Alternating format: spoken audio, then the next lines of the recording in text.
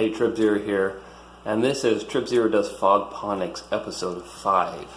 Last week we had some root problems. The temperature inside was getting quite warm, and that was 2 weeks ago. And it was causing the roots to develop some browning and some issues with the leaves, as we can actually see. There's some yellowing or bleaching of the leaves. It's not due to light. At least I don't think it is. Certainly not overheating, because this water-cooled light is so cool. Not warm at all. I may need to actually raise it again. But anyway, we are getting... I wanted to film this before these lights come on, which they come on 1 hour after sunrise and turn off 1 hour before sunset. So it is sunrise right now, and the plant, it's actually quite interesting to see the plant just perk up as soon as the day starts. Even before sunrise, the plant will just start perking up as soon as it gets any light whatsoever from outside, from the sun. So, first daylight's like an hour before sunrise, and that's when it'll start perking up, and then, of course, at nighttime when that sun goes down and the lights turn off, it really drops down. So it's a very interesting difference. But we have tons of flowers here. The heat problem, I think, has been solved in the simplest way possible. So I can tell you about that.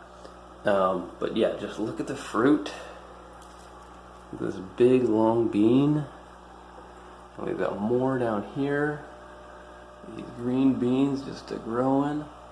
Over here we've got tons of flowering, and we do have just the beginning of some beans growing on here. It's actually quite nice. Now let's take a look at the roots. It's fogging right now, so that's cool. But the roots have exploded again. They look white. They look good.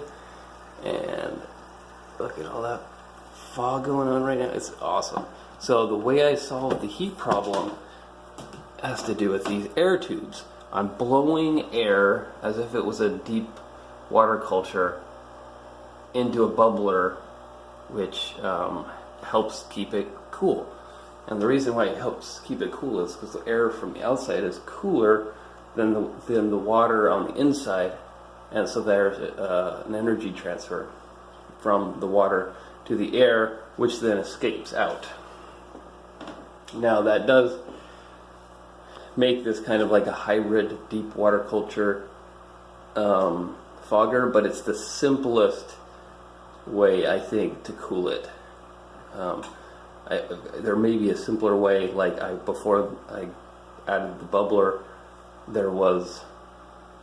I was using ice, but that was not a very good solution. The roots have really exploded since I've been using this bubbler, and the roots can dip down into the water, and that's just fine because it's being oxygenated by the bubbler, and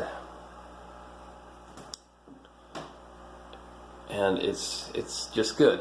So another solution I came up with that I haven't implemented yet is this Peltier device, and it works by, you hook it up to electricity, and it produces heat on one end and cold on the other end, and you would circulate water through this heat block on the cold end and circulate the water through the system. And that's actually quite complicated. It requires a pump, requires the Peltier device, power supplies, all that stuff. So I wanted to play around with it, but I wanted to come up with an easier solution for you guys than this more complex solution. So we'll play with that. But right now, the bubbler actually was working quite well. The roots look a lot better, and it's fruiting and having awesome growth again. So this has been episode 5 of Tripzero Does Fogponics, and I hope you enjoyed the journey. we will check back in maybe a couple weeks.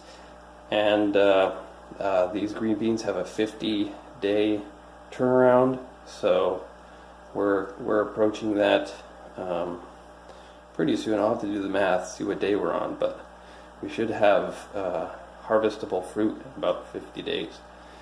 Not from now, but from when we first seeded these. And it's been, since episode 5, I can do the math in my head, it's been over 5 weeks. It's been about 6. So, not too long to go. We'll catch you later.